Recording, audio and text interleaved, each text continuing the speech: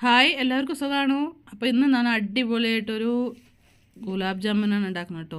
ഗുലാബ് ജാമുൻ ഉണ്ടാക്കാൻ അറിയാത്തവർ ഈ വീഡിയോ കണ്ടിട്ട് ഉണ്ടാക്കി കഴിഞ്ഞാൽ അടിപൊളിയായിട്ട് വരും കേട്ടോ.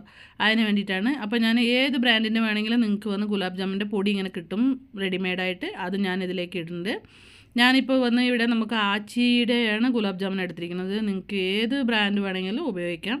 നമ്മളുണ്ടാക്കുന്ന മെത്തേഡൊക്കെ ഒന്ന് തന്നെയാണ്. അടിപൊളിയായിരിക്കും. അപ്പോൾ ഗുലാബ് ജാമുൻ ഉണ്ടാക്കാൻ അറിയാത്തവർ സ്കിപ്പ് ചെയ്യാതെ ഈ വീഡിയോ കാണുക. അപ്പോൾ അടിപൊളിയായിട്ട് ഉണ്ടാക്കാൻ പറ്റും. പെട്ടെന്ന് ഉണ്ടാക്കാൻ പറ്റുന്നതും നല്ല ടേസ്റ്റുള്ള ഒരു അടിപൊളി ഒരു മധുര പലഹാരമാണ് കേട്ടോ ഇത്. അതിന് ശേഷം ഞാൻ തിളപ്പിച്ച ആറിയ പാലാണ് ഇതിലേക്ക് എടുക്കുന്നത്. ഇത് നമ്മൾ എങ്ങനെ പെനയണമെന്ന് വെച്ചാൽ കുറച്ച് പാൽ ഒഴിച്ച് നമ്മളിങ്ങനെ ഈ ഡവ് വന്ന് പെനഞ്ഞെടുക്കണം.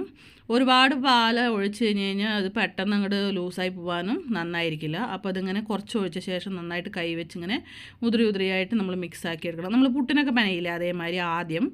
പക്ഷേ നമ്മൾ കുറച്ച് നേരം കഴിയുമ്പോൾ ഇത് നമ്മൾ ചപ്പാത്തിക്കൊക്കെ എങ്ങനെ പെനയോ അതുമാതിരി നല്ല സോഫ്റ്റായിട്ട് ഡവായി കിട്ടും കേട്ടോ.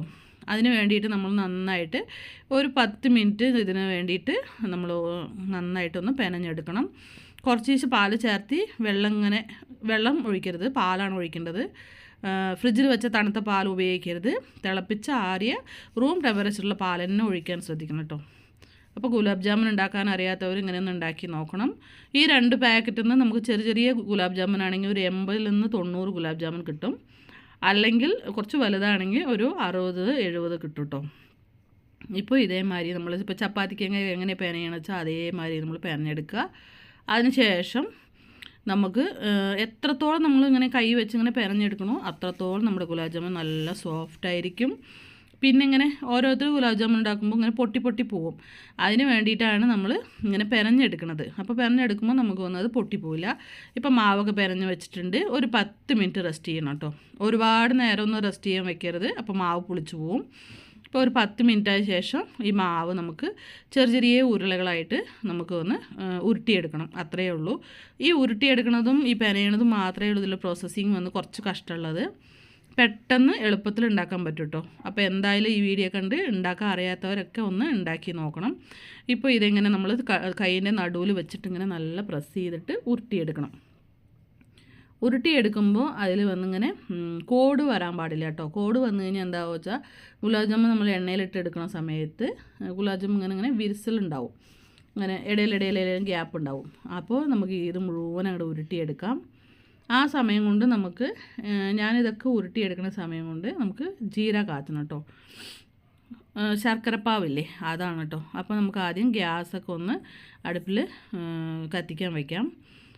വെച്ച ശേഷം ഗ്യാസ് കത്തി ചെയ്ത് നമുക്ക് ഒന്ന് ഒരു പാത്രം വെച്ചിട്ട് അതിലേക്ക് കുറച്ച് വെള്ളം ഒഴിക്കാം കേട്ടോ. വെള്ളത്തിൻ്റെ അളവൊക്കെ നമ്മുടെ ഇഷ്ടമാണ്. അപ്പോൾ ഞാനിത് കുറച്ച് നിറയെ ഗുലാബ് ജാമുനുള്ള കാരണം ഞാനൊരു 2 ഗ്ലാസ് വെള്ളം ഒഴിച്ചിട്ടുണ്ട്.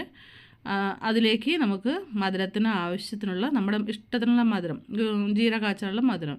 അപ്പോൾ ഞാൻ അതിലൊരു 350 ഗ്രാം വന്ന് പഞ്ചസാര ഇട്ടിട്ടുണ്ട് കേട്ടോ. അതിന് ശേഷം ഇതിലേക്ക് ഏലക്ക പൊടിച്ചതാണ് ഇതിലേക്ക് ചേർത്തുന്നത്. അല്ല നിങ്ങൾ പൊടി ഉണ്ടെങ്കിൽ പൊടി ചേർത്താൽ, അല്ലെങ്കിൽ ഇങ്ങനെ നമുക്കിങ്ങനെ കയ്യിൽ തന്നെ 2 ഏലക്ക ഇങ്ങനെ ഇതിലേക്ക് ഇടാം. അതിൻ്റെ ഒരു മണം വരണം, അത്രയേ ഉള്ളൂ. ഒരുപാട് ഇടേണ്ട ആവശ്യമില്ല. അതിനുശേഷം നമുക്കിത് നന്നായിട്ട് ശർക്കര പാവ് കാച്ചണം. ഒറ്റനൂൽ കമ്പിപ്പരുവോ അങ്ങനെയൊന്നും ആവശ്യമില്ല. അപ്പോൾ ഇത് നന്നായി ഇതെങ്ങനെ വെട്ടി തിളച്ച് വരില്ലേ, ഈ സമയത്ത് നമുക്കിത് ഇറക്കി വയ്ക്കുക. അതിന് ശേഷം നമുക്കിത് കട്ട പിടിക്കാതിരിക്കാൻ വേണ്ടിയിട്ട് കുറച്ച് നാരങ്ങയുടെ നീരയിലേക്ക് ഒരു 1/2 സ്പൂൺ ഒഴിച്ചാൽ മതി. അപ്പോൾ കട്ടി കെട്ടില്ല കേട്ടോ. എത്ര ദിവസമായാലും കട്ടി കെട്ടില്ല. ഇപ്പോൾ ഗ്യാസ് സിമ്മിൽ വെച്ചിട്ട് നമുക്ക് ചീഞ്ചട്ടിയിലേക്ക് എണ്ണ ഒഴിച്ച ശേഷം കുറച്ച് ഈ ഗുലാബ് ജാമുൻ്റെ ബോൾസ് എടുത്ത് ഇതിലേക്ക് ഇട്ടിട്ട് നമുക്ക് ഗ്യാസ് സിമ്മിൽ വെച്ചിട്ട് തന്നെ മെല്ലെ ഇളക്കി കൊടുത്തിട്ട് വറുത്ത് കോരണം. പെട്ടെന്ന് വെന്ത് കിട്ടും.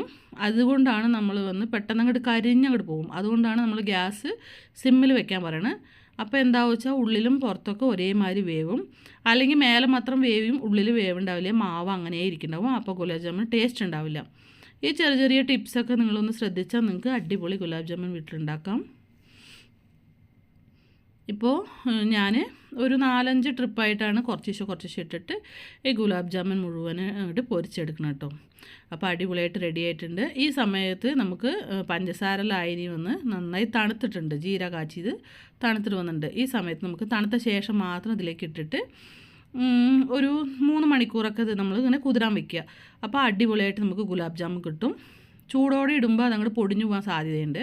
അപ്പോൾ നല്ല തണുത്ത ശേഷം നമുക്കിത് മിക്സാക്കിയിട്ട് ക്ലോസ് ചെയ്ത് വെക്കാം. ഒരു 3 മണിക്കൂറിന് ശേഷം നമുക്ക് അടിപൊളി ഗുലാബ് ജാമുൻ കിട്ടും. ഞാൻ കാണിച്ചു തരാം കേട്ടോ. അപ്പോൾ ഗുലാബ് ജാമുൻ ഉണ്ടാക്കാൻ അറിയില്ല എന്ന് പറഞ്ഞിട്ട് ആരും സങ്കടപ്പെടേണ്ട. പെട്ടെന്ന് എളുപ്പത്തിൽ ഉണ്ടാക്കാൻ ഇങ്ങനെ ഉണ്ടാക്കിയാൽ മതി കേട്ടോ. അടുത്ത വീഡിയോ കാണുന്നവരേക്കും എല്ലാവർക്കും ബായ്.